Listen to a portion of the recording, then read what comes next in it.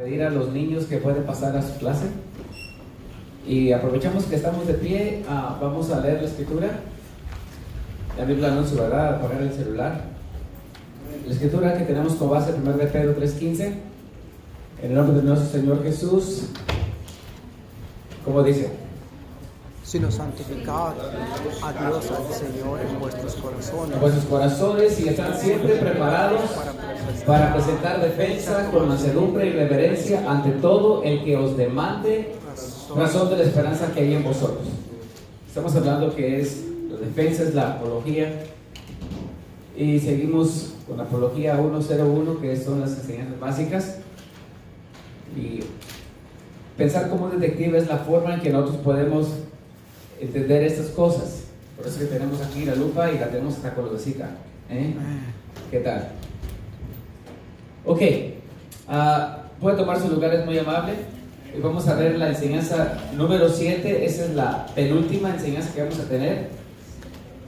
Una más y vamos a concluir. Y como les dije anteriormente, yo estoy convencido que una vez que concluyamos estas enseñanzas, la forma en que vemos este libro va a ser transformado totalmente. Yo creo que ya hemos comenzado a sentir los efectos, ¿verdad? Después de las primeras enseñanzas que hemos estado teniendo. Muy bien. Penn Teller, no sé si ustedes saben que nuestras personas son comediantes, y dice: los personajes y acontecimientos descritos en la Biblia son ficticios. Cualquier similitud con personas reales, vivas o muertas, es pura coincidencia. ¿Será cierto esto o no? La pregunta que vamos a estar contestando es la siguiente. Cuando los escritores de los evangelios del Nuevo Testamento escribieron, la forma en que se guardó la escritura, ¿fue alterada, fue transgiversada o no?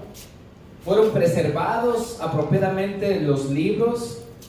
Y yo sé que ya cubrí eso un poco en respecto a la lección número 4 de Es confiar en el Nuevo Testamento, pero ahora vamos a ver específicamente la manera en que fue preservado o fue pasado los escritos de los evangelios y las cartas de las generaciones de los apóstoles y los escritores. Hay algo que sucede en un lugar del crimen y es lo que se conoce como una cadena de custodia. ¿Cómo es esto? Cuando sucede un crimen, llega la policía al lugar donde acontece este evento y comienza a recolectar toda clase de evidencias que ellos consideran que son importantes para un caso en la corte. Ahora, cuando ellos llegan a hacer un juzgado, a esta persona se presenta todo este tipo de evidencias. Y esto es sumamente importante porque si no hay una buena forma de guardar estas cosas, este caso no va a estar bien establecido, no va a estar fuerte. Déjenme le traigo un ejemplo de esto. ¿Cuándo se recuerdan del caso de O.J. Simpson? O.J. Simpson, en el día 12 de junio de 1994, aquí la policía de Los Ángeles recibió un aviso y fueron a este lugar, un barrio muy lujoso en Brentwood, y allí encontraron dos cadáveres. La esposa de Nicole Brown Simpson y Ron Goldman. Los dos estaban muertos. Ahora, este lugar lo encontraron lleno de pistas. Por ejemplo, si ve esto, estaban las pisadas llenas de sangre, y no le puse esto, pero al final de esas pisadas estaba el cuerpo de la esposa de ese jugador, O.J. Simpson. Usted lo puede ver en línea, ¿verdad? No solamente encontraron todo eso, veía todo ese tipo de sangre, pero también en una de las camionetas de O.J. Simpson encontraron sangre de estas personas que estaban muertas. No solamente eso, pero en la casa de O.J. Simpson encontraron un guante, el par de un guante que se encontraba en el lugar donde fue el asesinato, donde estaban esos dos cadáveres. Le estoy diciendo esas cosas ¿Y qué es lo que viene a su mente? Todas estas, como se le llaman, evidencias circunstanciales. ¿Y a dónde están apuntando? Están apuntando a O.J. Simpson, ¿correcto? Ok, bueno. O.J. Simpson agarró, hermano, le llaman el equipo de abogados de ensueño. Agarró a los, no un abogado, agarró a varios abogados. Y los mejores que había en su tiempo.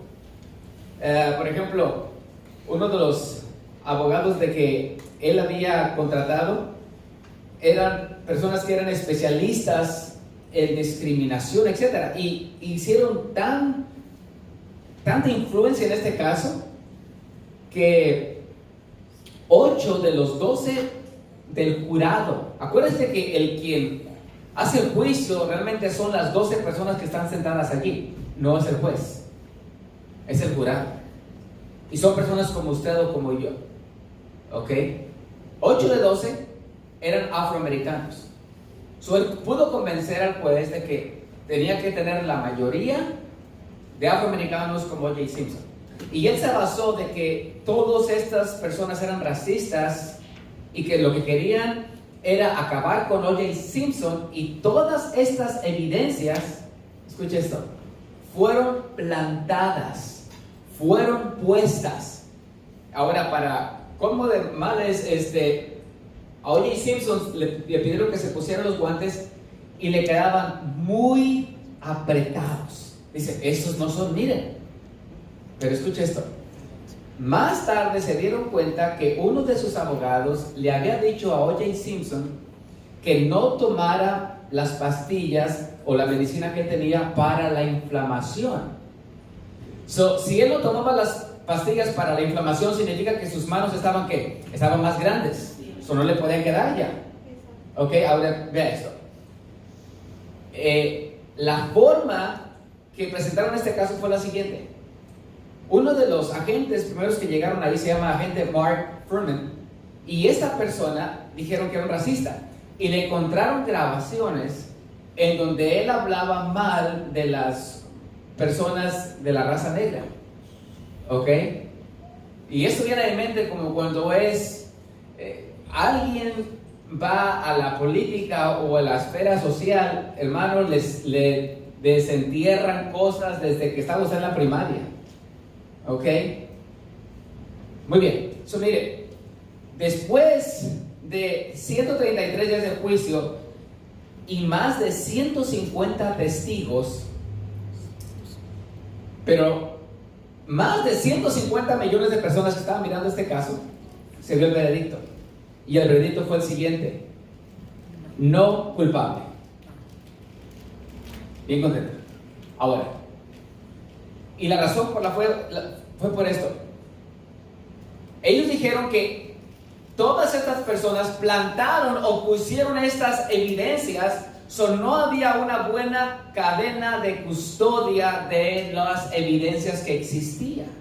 Ahora, dentro del lugar de la escena del crimen, encontraron unos zapatos que se llaman Bruno Mackley, talla 12. Y esos zapatos son únicos. Había unos cuantos que se habían vendido en Estados Unidos. ¿Ok? Y esos eran los zapatos que estaban en esa escena del crimen. Y esa fue la persona el que los traía puestos. Lo más posibilidad es que él fue el asesino. Ahora, no le pudieron encontrar esos zapatos a O.J. Simpson, porque todo lo demás pudo haber sido plantado. Ahora mire, en el año 1997, la familia de esta persona que falleció allí, juntamente con la ex esposa de él, le encontró una foto donde O.J. Simpson traía los zapatos estos. Ahí están los zapatos de él, ahí está la impresión, y allí está la impresión del zapato en la escena del crimen. Todo encajó exactamente. Y por eso O.J. Simpson fue puesto a la cárcel. ¿Qué le parece eso? ¿De qué estamos hablando aquí? Como le mencioné al inicio, cuando los escritores Mateo, Marcos, Lucas, Juan, Pablo, Pedro, etcétera, escribieron los evangelios, ¿cuál fue la manera en que se preservaron estos escritos? ¿Hay alguna evidencia de que los alumnos de ellos los guardaron, los preservaron o no? Y eso es lo que vamos a ver. ¿Okay? ¿Cuántos están listos? Mire, el Códice Sináptico es la Biblia más completa y antigua, data del año 350 después de Cristo, encontrada en el convento Santa Catalina del Monte Sinaí. Ok, si usted se recuerda, hay cientos de porciones de libros o fragmentos que datan del segundo siglo, no del cuarto siglo, ¿ok? Pero esta es la Biblia completa más antigua que tenemos, ¿ok? Ahora, si usted nota, si Marcos escribió en el año 45, aproximadamente después de Cristo, 50, para el año 350 pasó mucho tiempo, ¿correcto? ¿Cómo sabemos que se preservó apropiadamente o no? Ahora, hubo un concilio en la Odisea en el año 363 después de Cristo. Y este concilio es importante por este motivo. En ese concilio fue cuando se estableció el canón. Va a decir, hermano, gracias. ¿Y eso con qué se come, verdad? Canón simplemente significa regla. Y fue cuando las personas, los 27 libros que tenemos en el Nuevo Testamento son inspirados por Dios. O sea, había otros que no fueron incluidos. Y como vamos a estar viendo ahorita, vamos a ver el proceso que estos libros fueron preservados a través de los discípulos, de los apóstoles y de los escritores del Nuevo Testamento. Ok. Resumiendo, hay una escena del crimen, y aquí está una cadena de custodia, en donde es preservada la evidencia con mucho cuidado para después presentarse en un tribunal o en una corte. Tenemos la ley de Jesús en el año, termina el año 33. Tenemos el Código Sináptico del año 350 y el Concilio de la Odisea en el año 363. ¿Qué es lo que pasa en este transcurso del tiempo? ¿Hay una cadena de custodia confiable o no? Eso es lo que vamos a ver. Muy bien. Número 1. Los alumnos de Juan confirmaron la exactitud de los evangelios. Juan, de acuerdo a la historia, enseñó a Ignacio de Antioquía, que vivió del año 35 al año 117. Y escucha esto.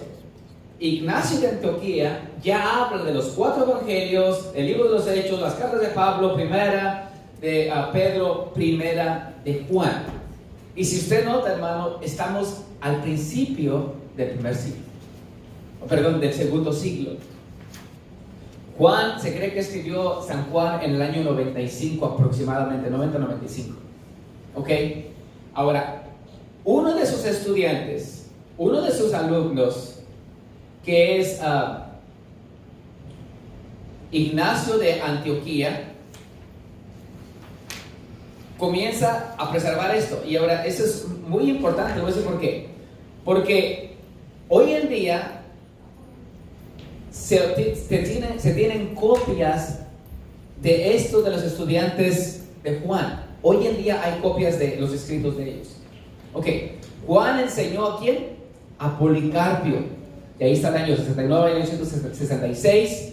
Policarpio murió, ¿verdad?, en la persecución. Y cuando le iban a ser quemado, dijo: ojalá que sea yo también contado entre el número de tus santos como un sacrificio agradable. Ahora, déjame le digo algo respecto de Policarpio. Policarpio, antes de ser quemado,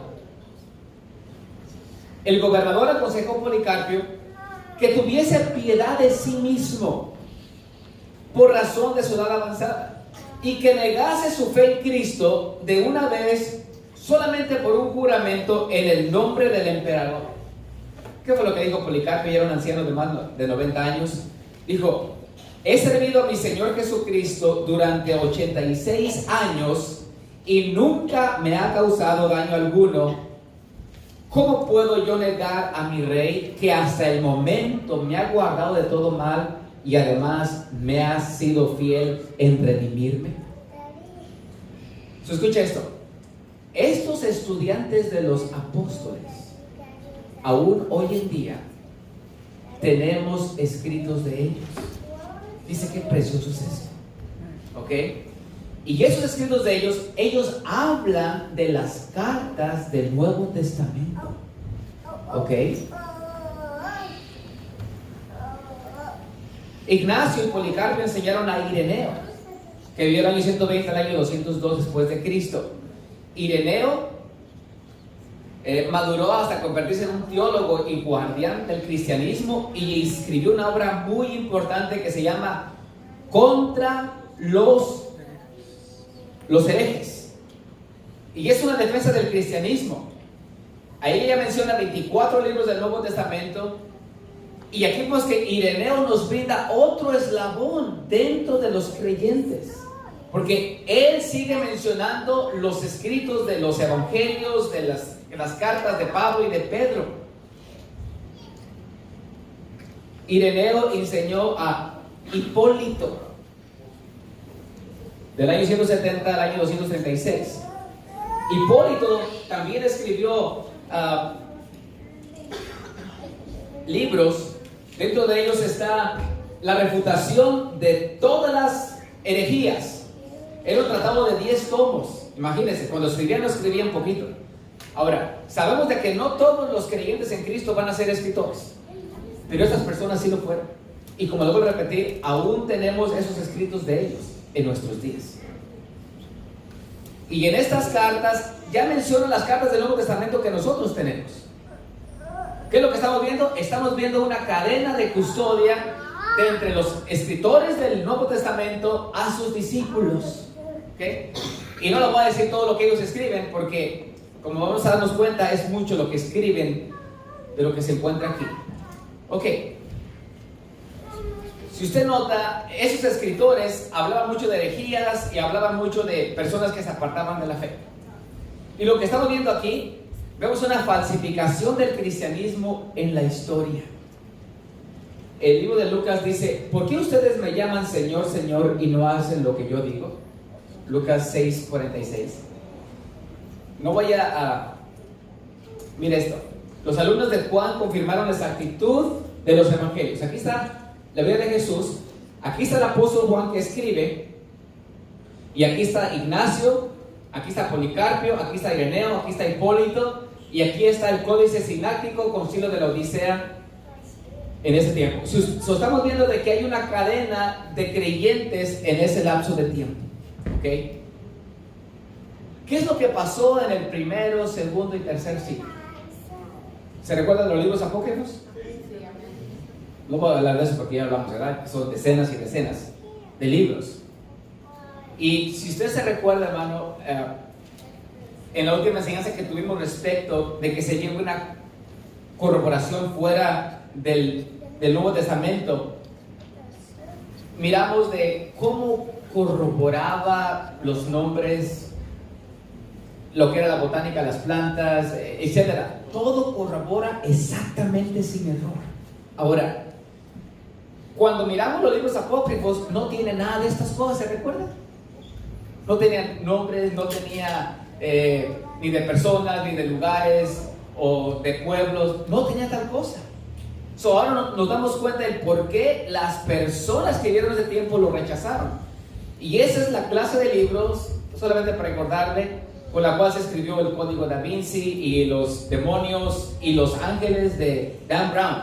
Y la gente se queda, oh, wow, mira, ¿me entiende? Pero son personas que no conocen, que no son libros confiables ni históricamente, ni de literatura, de ninguna obra. ¿Vale? Parecían ser libros ficticios.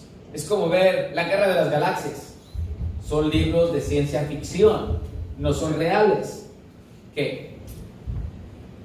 Dentro de esas personas, porque no todos los creyentes eran creyentes que llegaron a ser buenos creyentes, como hoy en día, ¿verdad? ¿Usted sabe que alguien puede venir al Señor y no todos van a permanecer? Va a haber unos que van a apartarse, va a haber unos que van a blasfemar, o sea, va a haber de todo. El trigo va a crecer con la cizaña. Bueno, dentro de esas personas hay una persona que se llama Marción de Sinope, que en el año 135, esta persona lo que hizo, era un hijo de un obispo cristiano en Sinope, en la provincia de Ponto. Llegó a Roma y a la iglesia donó una cantidad de dinero tan grande, la cantidad son 200,000 sestercios, era una fortuna, y automáticamente esta persona tuvo un lugar de autoridad en la iglesia. ¿Cómo ven? Por la ofrenda. Muy diferente, así como cuando llegaron con Elías, con Eliseo, le decían: si me sanas te doy dinero, ¿se recuerda? O dice: yo no te sané, yo no te puedo cobrar. Aquí muy diferente. Bueno, esta persona comienza a querer, escucha esto, cambiar nuestro Nuevo Testamento. ¿Ok? Y él comienza a ver el Antiguo Testamento muy diferente a como siempre ha estado establecido. Él decía de que el Dios del Antiguo Testamento era diferente al Padre de Jesús. ¿Ok? Y escuche esto. Debido a que ellos estaban esperando la venida del Señor Jesús, él decía de que no debían de casarse. Comenzó a prohibir el casarse. Esta persona, Marcio. ¿Ok? Y él, había libros de Pablo que los quitó totalmente, porque él trató de hacer su propia Biblia. Y la razón por la cual los quitaba es porque Pablo citaba mucho el Antiguo Testamento y a él no le parecía que hablaran del Antiguo Testamento. Él solamente mantuvo el Evangelio de Lucas, pero con correcciones. ¿Sí ve? Ahora, ¿qué sucede cuando hay una persona como Marción en nuestros medios? Lo voy a decir que es lo que sucede. Las personas de ese tiempo fue un motivo para que ellos examinaran su Nuevo Testamento. Dices: ¿cómo que se está quitando a Mateo? ¿Cómo que está quitando a Marcos? ¿Cómo que está quitando a Juan? ¿Cómo que está quitando todas las otras cartas de Pablo, de Pedro, de Juan? Las cartas de Juan, etcétera. Entonces eso ocasionó que las personas se afirmaran en los libros que habían sido escritos. Ahora, yo voy a ser honesto, hermano. La única razón por la cual a mí me ha tocado estudiar diferentes temas no ha sido de placer. Recuerdo una ocasión que estamos en la iglesia, allí en la Durfee, y llegó una pareja que estaba un poquito diferente de los demás. La única manera que ellos oraban era de rodillas, no pueden orar de pie, nomás quieren orar con los ojos cerrados, etcétera, etcétera, etcétera. Estaban en contra de la música y en una ocasión dijeron: quisiéramos hacerte unas preguntas. Dije: perfecto. Y me di cuenta que eran de la luz del mundo, que tenían una enseñanza diferente al establecer las escrituras. Entonces, cuando hablé con esas personas, fue cuando me di la tarea de estudiar y de conocer qué es lo que creían ellos. Ahora, si yo no hubiera tenido el encuentro con esas personas, nunca lo hubiera hecho. Pero cuando vienen, ¿verdad?, personas que le quieren dar a usted un mensaje distinto, es cuando uno muchas veces mira la necesidad de estudiar. ¿Sí me entiende? O quizás llegan a personas del otro evangelio a su puerta, que son los testigos de Jehová, y eso dice: ¿esto que me están diciendo hará sentido con las escrituras o no? Y es cuando usted se tiene que poner a estudiar para ver si es verdad o no. O recuerdo una ocasión cuando un hermano de la iglesia, estaban llegando unos pastores de la iglesia adventista y le estaban diciendo que tenía que guardar el sábado. Entonces fue de esa manera que yo tuve que estudiar al respecto si se tenía que guardar el sábado o no. ¿Cuántos me están siguiendo? O sea, Marción, todo lo que ocasionó era que las personas se afirmaran en la fe. Fue lo que ocasionó. ¿Ok? Entonces, vamos a notar, porque ya hablamos de los discípulos de Juan. Vamos a ver que los demás discípulos de Pedro, y de Pablo también hablaban en contra de las herejías, porque era lo que estaba de moda. Y le digo algo, eso no ha cambiado, y eso lo voy a seguir hablando más adelante. Los alumnos de Pablo confirmaron la actitud de los evangelios. Pablo, que vivió del año 5 al 67 después de Cristo, sabes que es el autor de 13 cartas, y el evangelio de, la carta de Hebreos, no sabemos si él escribió, pero se considera que él escribió. Pablo enseñó a Lino y a Clemente de Roma. En 2 Timoteo menciona a Lino, dice: procura venir antes del invierno. Te manda saludos Eubolo, Prudente, Lino, Claudia y todos los hermanos. Ahora, esas personas, Pablo y Pedro, que estuvieron en Roma y que después murieron allí en Roma, recuerdo la historia, ellos pusieron personas de que siguieron adelante en la obra del Señor. Y de acuerdo a la historia, Lino fue la persona que fue el sucesor de Pedro y de Pablo, el obispo en Roma. Hay personas que lo llaman papa, pero eso no está en la historia, ¿ok? En Filipenses 4:3 nos va a hablar de Clemente. Asimismo te ruego también a ti, compañero fiel, que ayudes a estas que combatieron juntamente conmigo en el evangelio. ¿Con quién? Con Clemente también y los demás colaboradores míos, cuyos nombres están en el libro de la vida. Lino y Clemente son mencionados por el apóstol Pablo, que eran colaboradores de él. Ok, mire, es algo bien hermoso.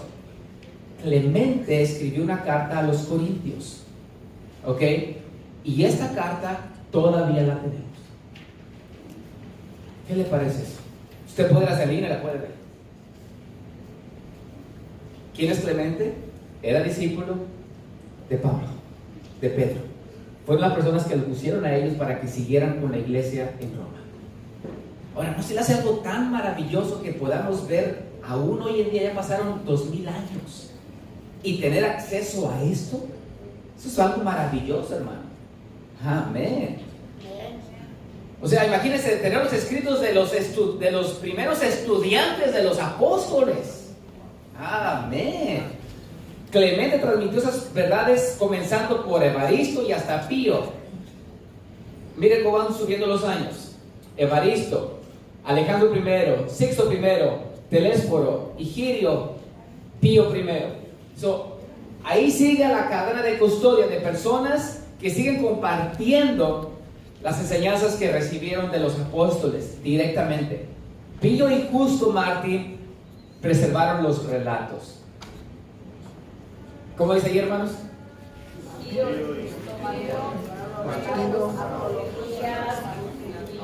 Amén. ¿Sí ven cómo están escribiendo bastante de la apología, de la defensa? ¿Por qué? Lo vuelvo a repetir. Había herejías, había personas que querían apartar a los creyentes de la sana enseñanza. Y es algo que estamos viendo constantemente en los discípulos de los apóstoles. ¿Ok? Y como le vuelvo a repetir, lastimosamente es algo que todavía estamos teniendo nosotros hoy en día. ¿Ok? Justino enseñó a Tatiano. Y Tatiano escribió algunos escritos. Ahora, como Marción, después esta persona comenzó a tener ideas diferentes a las ideas conservadoras que están en la palabra de Dios. ¿Ok? Pero algunos escritos de él aún guardaban estas enseñanzas sanas. Por ejemplo, The Theson of Tatiana, ¿okay? Fue uno de los libros que escribió esta persona. Notemos aquí lo siguiente: los alumnos de Pablo confirmaron la exactitud de los evangelios. Aquí se habla de Jesús, aquí está el apóstol Pablo, que le siguió con Lino, con Clemente, con Evaristo, con Sixto, con Higinio, con Pío, Tatiano y Mártir. Ok, ahí tenemos la cadena de custodia. Vamos a hablar por último de los alumnos de Pedro, que confirmaron la exactitud de los evangelios. Ahí está Pedro, que vivió del año 1 al año 67 después de Cristo, donde murió crucificado con la cabeza abajo. ¿Por qué? Porque decía que no se consideraba digno de morir como su Señor. Pedro se comunicó a través de ¿quién? De Marcos. Eso ya lo miramos. ¿Cómo es ahí? 1 de Pedro 5:3, hermano. La iglesia que estaba en Babilonia elegía juntamente con vosotros, y Marcos, mi hijo, os saluda. Y notemos que nosotros tenemos el Evangelio de Marcos, que de acuerdo a los escritos de los padres de la iglesia. ¿Quiénes son los padres de la iglesia? Los alumnos de los discípulos, los alumnos de los apóstoles, se le llama los padres de la iglesia. Las personas que vivieron hasta el tercer siglo. ¿Ok? Muy bien. Marcos enseñó ¿a quién? A Niano, a Bilio, Serdón, Primo y a Justo. Ahí están los nombres. Y aquí notamos la cadena de custodia de las personas, de que había la sucesión de los discípulos. Justo transmitió la verdad a Panteno, del año 69 al año 166 después de Cristo. Panteno enseñó a Clemente, ¿de quién, hermano? De Alejandría. Ok. Ahora, este Clemente de Alejandría, él cita todos los libros que tenemos nosotros hoy en día. Lo que estamos viendo es lo siguiente. Ahí está. También fue llamado Tito Flavio Clemente, o Clemente de Alejandría. Es la misma persona, pero también le llamaron Tito Flavio Clemente. Esas personas, los escritos que ellos escribieron, aún los tenemos nosotros hoy en día. ¿Ok? Muy bien. Esta fue una persona que escribió comentarios de los libros que tenemos del Nuevo Testamento. Ahora, ¿qué es lo que usted pasa si usted agarra una Biblia de estudio y tiene comentarios de estos libros? Hermano, los comentarios de los libros es mucho más extenso que en sí los libros. ¿Ok? Clemente de Alejandría enseñó a Orígenes del año 185 al año 254. En su obra él cita todos los libros del Nuevo Testamento. Ahí están uno de las completas obras de Orígenes. ¿Ok? Y un tratado de 5 tomos llamado, escucha esto, Apología por Orígenes. ¿Sí nota que es pura apología por todos lados? ¿Qué significa apología? Defensa. Ok. Ya vamos a concluir aquí. Pánfilo de Cesarea adoptó la obra de Orígenes y escribió Apología por Orígenes. Y sigue. Amén. Ahora, aquí vamos a concluir con esta persona que se llama Pánfilo de Cesarea. Enseñó a Eusebio. Y hermano, vamos a hablar de Eusebio es para quitarnos el sombrero, porque Eusebio se considera el padre de la historia de la iglesia. Porque esta persona escribió un libro, la historia de la iglesia o la historia eclesiástica, del primer siglo hasta el tercer siglo.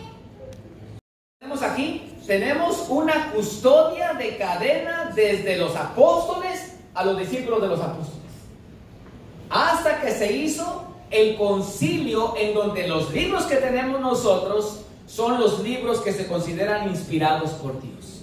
¿Ok? Resumiendo, los alumnos de Pedro confirmaron la exactitud de los evangelios. Pedro le enseñó a Marcos, Marcos a Cardón, a Justo, a Primo, Panteno, a Clemente, Pánfilo y Eusebio. Aquí estamos viendo de que el códice sinático y el concilio de la Odisea, hay eventos de personas, de los 3 apóstoles, los escritores de Pedro, de Pablo y de Juan, de esos apóstoles, toda la vida de sus discípulos, hasta que llega a ver esos eventos. Escucha esto, hay personas que dicen, no hombre, en ese concilio todo lo que hicieron, pusieron los libros que ellos quisieron. No, eran los libros que estaban tan bien resguardados, que fueron dados desde la mano de los apóstoles a sus alumnos, y ellos los estaban preservando y los estaban guardando. ¿De qué? De todas las herejías y de todas las alteraciones o los cambios que las personas querían hacerles. ¿Qué le parece eso, hermano? Precioso. Mire, vemos que en los libros de los alumnos de los apóstoles dice que nació de forma milagrosa Jesús, reconocido como ¿qué? Como Dios, enseñó de forma divina, murió en una cruz, resucitó de entre los muertos y reina con el Padre. Ahora, ¿tenemos más de qué, hermanos?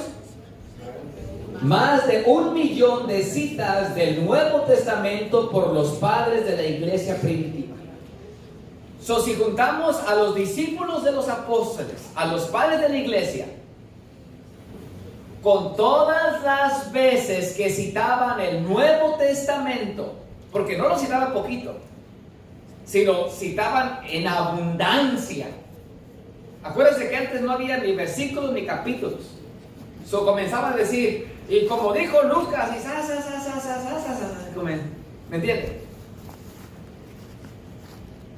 Bastantes extensas la forma en que citaban los libros del Nuevo Testamento, que se puede, si no tuviésemos el Nuevo Testamento ahorita, solamente con los libros que escribieron los alumnos de los apóstoles, podemos reconstruir el Nuevo Testamento varias veces.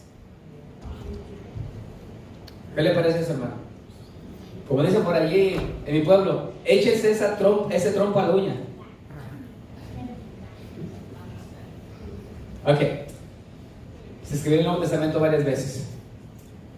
Ahora, los testigos oculares eran rigurosos y protectores. Vamos a ponerlo de esta manera. ¿Se recuerdan? Pedro, que fue el padre espiritual de Marcos, y Marcos escribe el Evangelio de Marcos. ¿Se recuerdan? Ok.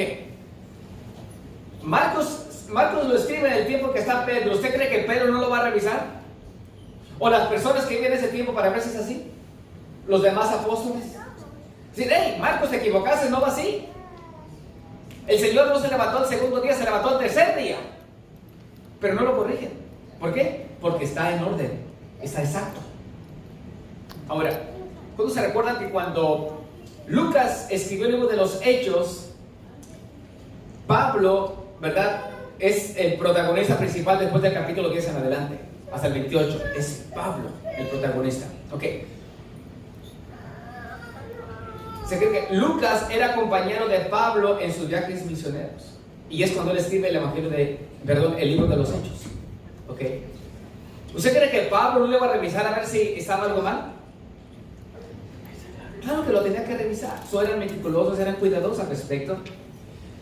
Los copistas y escriban igualmente. Mira, ayúdame a leer por favor Deuteronomio 31:24. Dios habla ahí, como dice, hermano. Cuando Moisés terminó de escribir estas leyes en un libro, dijo a los levitas, encargados de llevar el arca de la alianza del Señor, tomen de este libro de la ley y pónganlo al lado del arca de la alianza del Señor su Dios, para que esté allí como testimonio contra ustedes. Amén. Miren que cuando Moisés escribe, dice, cuando Moisés terminó de escribir estas leyes en un libro, ¿ok? Cuando el apóstol Pablo le escribe a Timoteo, dice, los ancianos que gobiernen bien sean tenidos por dignos de doble honor, mayormente los que trabajan en predicar y enseñar. Pues la escritura dice, no pondrás bozal al buey que trilla, y digno es el obrero de su salario. Aquí vemos que la escritura dice, no pondrás bozal al buey que trilla, ese es el Antiguo Testamento. Pero aquí cita a alguien más, y digno es el obrero de su salario. ¿A quién está citando? ¿Quién se recuerda? ¿Al Evangelio de quién? De Lucas. Ahora, si usted nota, Pablo está considerando el Evangelio de Lucas como la escritura, como la palabra inspirada por Dios. Ya. ¿Y sabe cómo consideraban en el tiempo que Pablo vivía los escritos que él tenía? Mire cómo los consideraba. Mira lo que dice el apóstol Pedro. 2 de Pedro 3:15. Tengan en cuenta que la paciencia con que nuestro Señor nos trata es para nuestra salvación. Acerca de esto también les ha escrito a ustedes nuestro querido hermano Pablo, según la sabiduría que Dios le ha dado. En cada una de sus cartas, él les ha hablado de esto, aunque hay en ellas puntos difíciles de entender que los ignorantes y los débiles en la fe tuercen, como tuercen las demás escrituras para su propia condenación. Se nota que está hablando de los escritos de Pablo como ¿qué? Como las escrituras, como los libros inspirados por Dios. Entonces, si los escritos, cuando estaba Pablo, cuando estaba Lucas, cuando estaban esos escritores, los consideraban ya sagrados, los trataban con reverencia ya. ¿Ok? Colosenses 4:16 dice: cuando esta carta haya sido leída entre vosotros, haced también se lea en la iglesia de los laodicenses, y que la de la Odisea la leáis también vosotros. Se intercambiaban las cartas que Pablo mandaba a una ciudad con otra ciudad, es lo que está diciendo allí. ¿Sabe usted cómo copiaban los masoretos, los escribas? Mire, cuando escribieron los rollos fue algo sorprendente, increíble. Realmente eso fue un milagro, de que se hayan preservado después de 2000 años. Eso fue algo increíble, hermano. Ok, ahí están los rollos del mar muerto. Ahí está la ubicación. Si usted va para allá, para Jerusalén, y quiere llegar a las Qumran, okay. Restos de bancas de barro. Esa es la forma en que ellos trabajaban. Después comenzaron a trabajar en pieles de animales, que eso era muy caro, ¿verdad? Pero por lo general eran en papel. Ahí están escribiendo. Ahí está el almacén de 2 pisos, la forma en que guardaban sus escritos. Y la razón por la cual se fueron al desierto es porque cuando Roma llegó a destruir a Jerusalén, ellos se apartaron. Bueno, se cree que también desde ya vivían aislados del populacho. Ahí está una escriba trabajando en esa hoja. Hermano, una reverencia increíble. Un judío no agarra la escritura con la mano, no lo hacen. Ellos tienen un índice que apunta, porque es muy sagrada para ellos. Es más, el nombre de Dios es tan sagrado que cuando lo escribían se dice que cambiaban de pluma, ¿ok? Y se bañaban. Ahora, déjame le digo algo con respecto de la forma en que copiaban las escrituras. Por ejemplo, el Levítico 8:8 es identificado como el versículo del medio del Torah, o sea, los 5 libros del Antiguo Testamento. El Levítico 10:16, la palabra Darash, es identificada como la palabra en medio de la Torah. Y la letra B-A-B, que estaba en la palabra B-A-Gachón, en Levítico 11:42, era identificada como la letra del medio de la Torah. Solo que hacían ellos contaban. Y si había un número de más o un número de menos, no se consideraba como una copia fidedigna. Iban letra por letra. So, tardaban meses o años para escribir un libro. ¿Qué? Y eso es algo sorprendente, que el libro de Isaías, que dentro de los descubrimientos del Mar Muerto, es el libro más largo que encontraron, de 24 pies, 11 pulgadas de largo, un rollo. O sea, casi 25 pies. Imagínense, hermano. Y luego la exactitud que tiene, hermano. Ok. So, como dije en la lección número 4, ¿podemos tener las palabras originales del Nuevo Testamento? Ya la tenemos. Es más, y le puse, la subrayé, es más del 99.75% pura. Wow, tenemos un tesoro, ¿eh? Eso es lo que tenemos. Voy a cumplir hablando de esto con la fe original. Judas 1:3. Mire lo que dice, ayúdame a leer, por favor.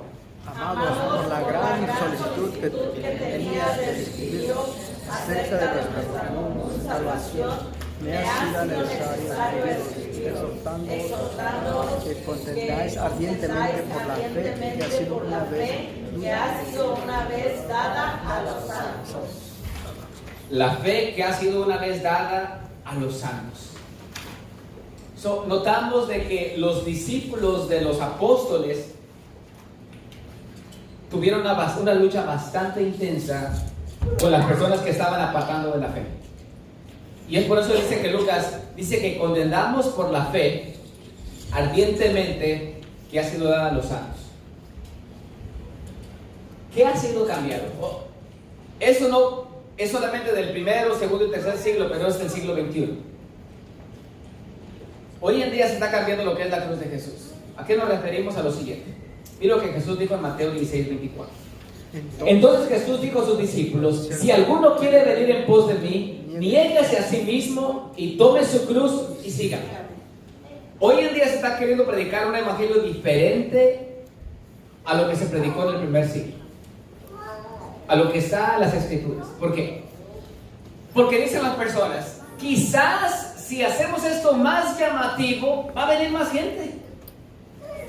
O sea, ellos creen que pueden ser más bondadosos que el Señor, más amorosos que Él. La forma en que se está presentando al Señor Jesús ya no es como Señor, pero como siervo. ¿A qué me refiero? Tú pídele lo que quieras, que Él te lo tiene que dar. ¿Sí me entienden?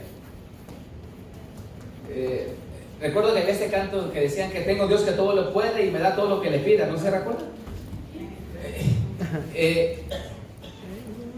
Y la letra está bonita, o sea, se escucha bonito el ritmo y puede decir cosas bonitas, pero no necesariamente todo va a estar alineado con lo que enseña la Escritura.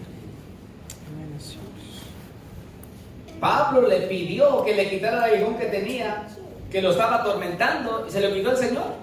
No se lo quitó a pesar de que lo oró varias veces.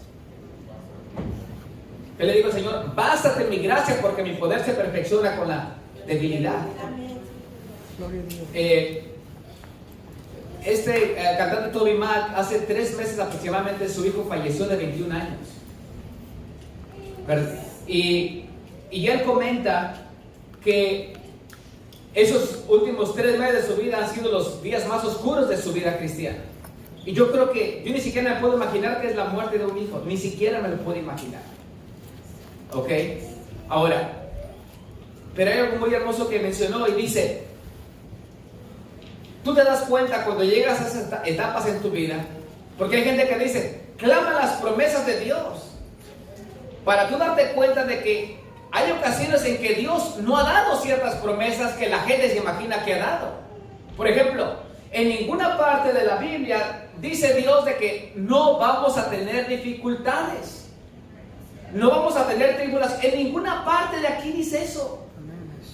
En ninguna parte de la Escritura dice que si tú eres creyente, tú nunca te vas a enfermar, que tú nunca vas a ser tratado injustamente, ni en la iglesia ni en el mundo, o que nunca vas a ser despedido, o que tu carro va a trabajar todo el tiempo. En ninguna parte de la Escritura dice eso. ¿Cuándo pueden decir amén a eso? Entonces, ¿qué es lo que está sucediendo? De que hoy en día se está queriendo cambiar estas cosas. Y no solamente los apóstoles, pero los alumnos de los apóstoles enfrentaron, es lo que nosotros estamos enfrentando hoy en día. Hoy en día estamos teniendo una iglesia de prosperidad, en donde ya no se predica la cruz del Señor, sino se predica como que Jesús fuera el genio de la lámpara, que solo lo que tienes que hacer es sobar la lámpara, limpiarla y te va a conceder tus deseos. Cuando hacemos eso, el Señor Jesús deja de ser Señor y se convierte en nuestro siervo y nosotros en señores. Ese llega a ser un evangelio egocéntrico, no cristocéntrico. O sea, centrado en mí. Hermano, escucha esto. Aunque Dios no nos diera absolutamente nada, aunque Dios no escuchara nuestras peticiones de lo que querramos, aún así tendremos cosas por qué estar agradecidos. Hermano, ¿pero de qué? Déjame te digo de qué.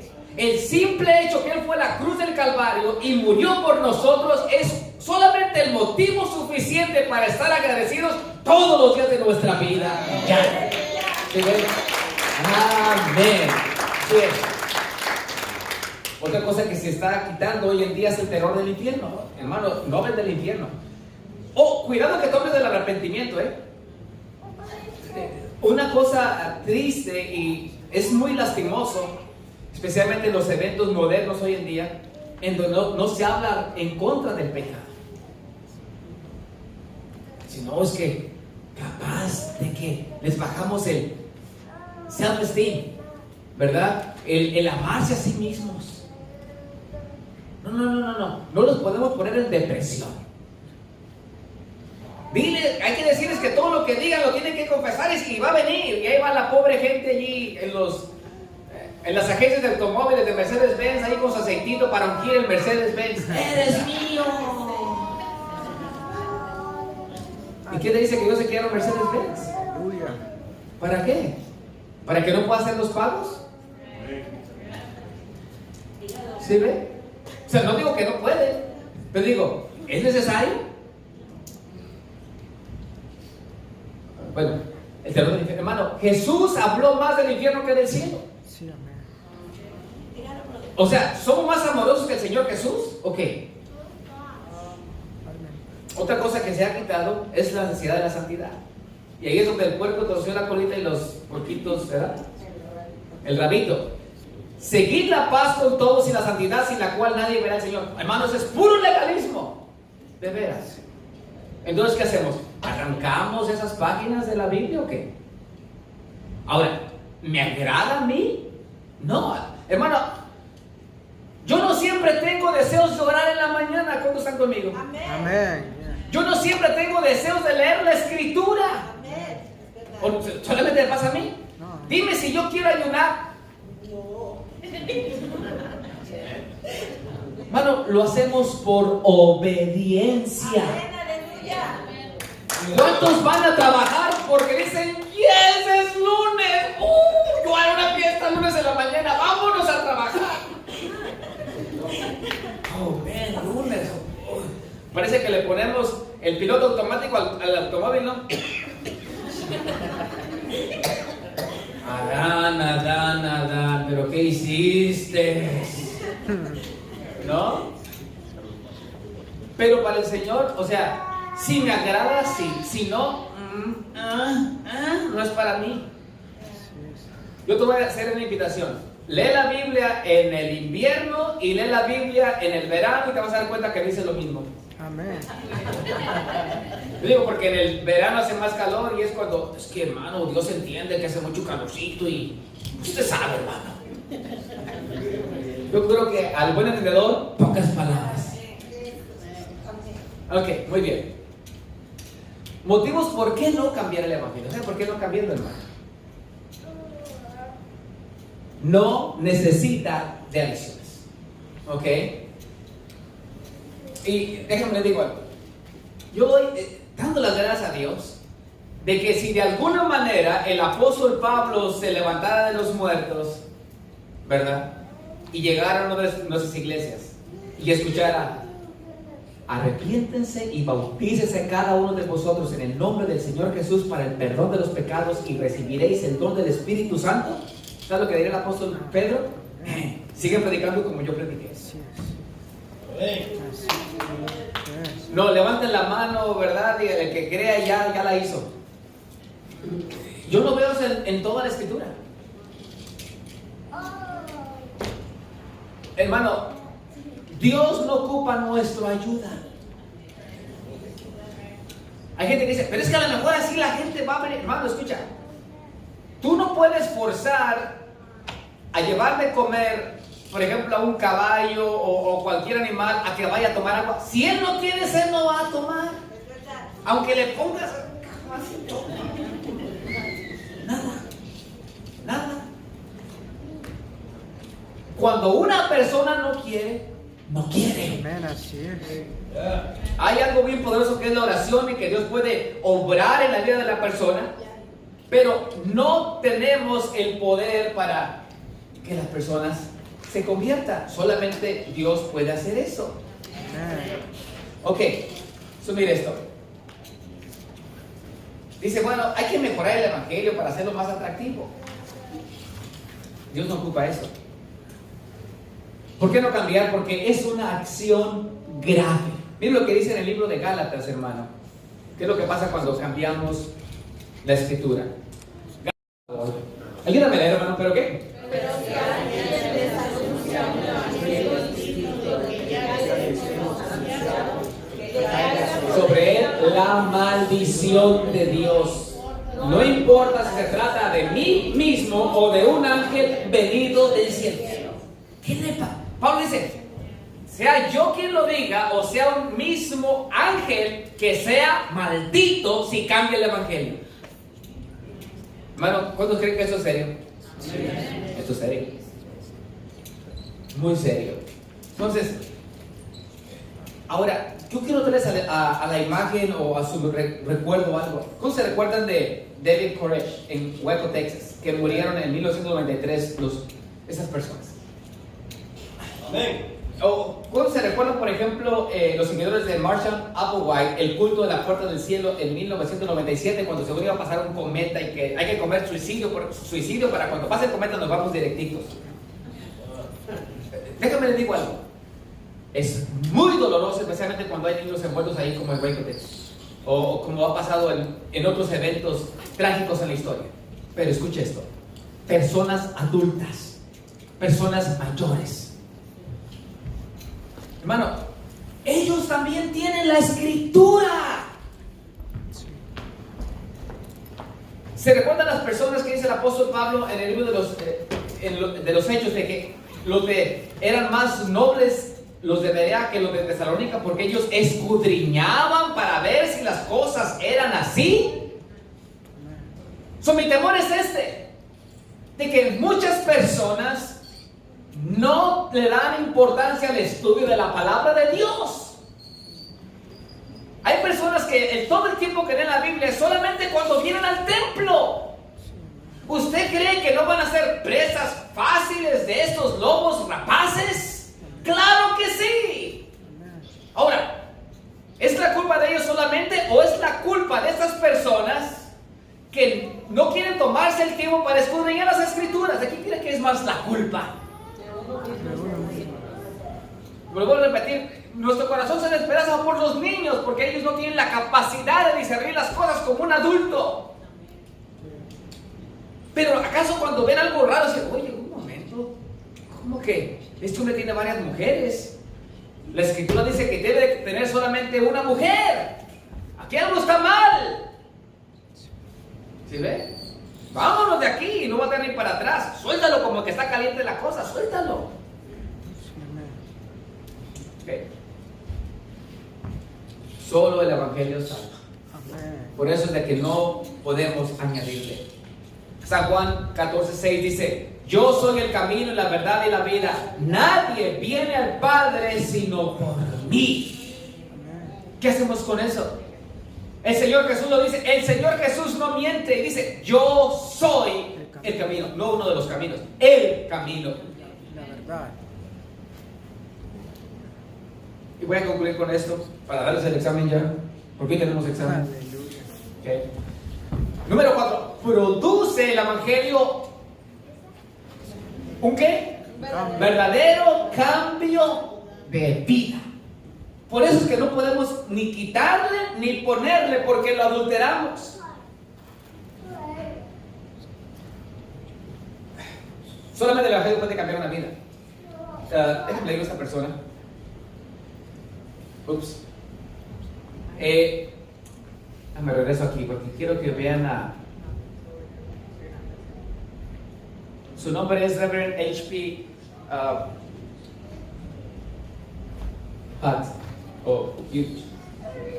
Hubo una persona atea muy reconocida en su tiempo que le dijo a este reverendo, que era un misionero en Londres, Inglaterra. Le dijo: ¿sabes qué? Yo estoy cansado de tu cristianismo que estás tú difundiendo por todas partes del mundo. Lo retó a un debate, ¿ok? Y le dice: tráeme tú a 100 hombres que sus vidas han sido impactadas realmente por el evangelio, ¿ok? Y le dijo el reverendo Hughes, le dice: perfecto, dice, y tú tráeme a 100 hombres que la falta de creer en Dios, la falta de fe, les ha sido para bien. Digo: pues ya la hice. Muy bien. Pues hermano, el pueblo, la ciudad estaba ansiosa por ese debate que iba a pasar. Van a debatir el reverendo Hughes, este misionero. ¿Y qué es lo que pasa cuando se llegó el día? Pues había un gran grupo de personas. Pero el ateo no se presentó. No encontró 100 personas. No encontró a 100 personas que la falta de fe las haya servido en su vida. Y pues Dios llevaba 100 personas que su vida había sido transformada genuinamente por el poder de Dios. ¿Y sabe qué pasó en esa noche? Una noche de testimonios, testimonio tras testimonio. Hermano, yo antes era un borracho, pero vino el Señor Jesús y el Señor Jesús transformó mi vida. Y pasa el otro, y pasa el otro. Hermano, yo maltrataba a mi esposa, era un mal esposo, un mal padre, pero vine a los pies del Señor y Dios transformó mi vida. Gloria a Dios. Hermano, una noche de testimonios. Esa noche, varias personas que eran ateas, que querían ver a estos cristianos ser derrumbados, se convirtieron. ¿Por qué? Por el poder del Evangelio que produce cuando transforma a una vida genuinamente. Cerrando. ¿Fueron exactos? Tenemos nosotros registros desde los escritores de los apóstoles a sus alumnos, hasta antes del concilio y de la primera Biblia que tenemos más antigua. Claro que sí lo tenemos. Como les vuelvo a repetir, si no tuviésemos Nuevo Testamento, solamente con los escritos de los estudiantes de los apóstoles, pudiéramos construir todo nuestro Nuevo Testamento. Amén. Ya concluimos, hermano. Póngase en pie, por favor, y las personas que están inscritas y que vamos a tomar el examen, a mí me hubiese gustado que me hubieran dado esos exámenes, la verdad, ¿ok? Porque una vez que lo vea, a lo mejor le va a dar risa. A mí me gustaría pasar los exámenes, please.